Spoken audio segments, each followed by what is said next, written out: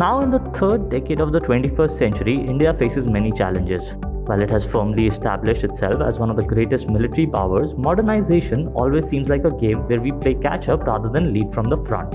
Flanked on one side by a belligerent Pakistan and on the other by an assertive China, the threat of a two-front war is something our military planners have always had to build into their strategies.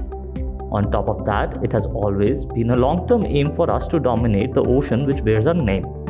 The Quad partnership between India, the US, Japan and Australia aims to be an effective counterbalance to China in the Indian Ocean region.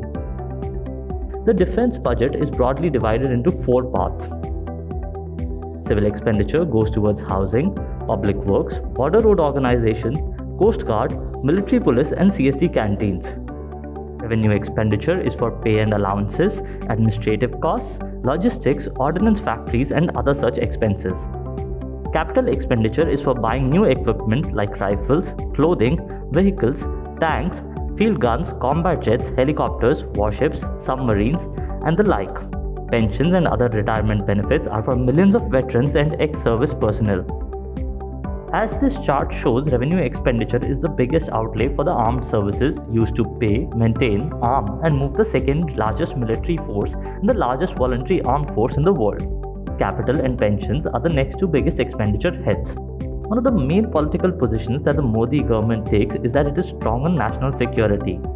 Hence, it followed that after the 2019 clashes between India and Pakistan and skirmishes on the LAC with China, there was an increase in capital expenditure and more equipment was ordered and acquired, and defense modernization got a fillip. Between 2017-18 and 2021-22, capital expenditure has increased by almost 50%, while revenue expenditure has only seen a 16% jump.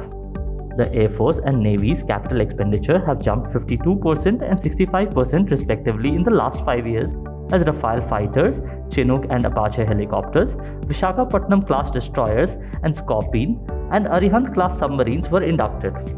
However, what would also be a concern for budget planners is that defense pensions have also risen 26% in the last 5 years.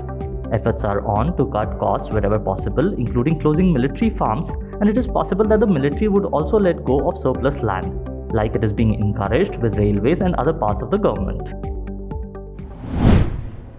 If you like this video, share it and subscribe to Business Standard. For more news, views and insights, log on to www.business-standard.com. Do also follow us on YouTube, Twitter, Facebook, Instagram, Telegram and LinkedIn.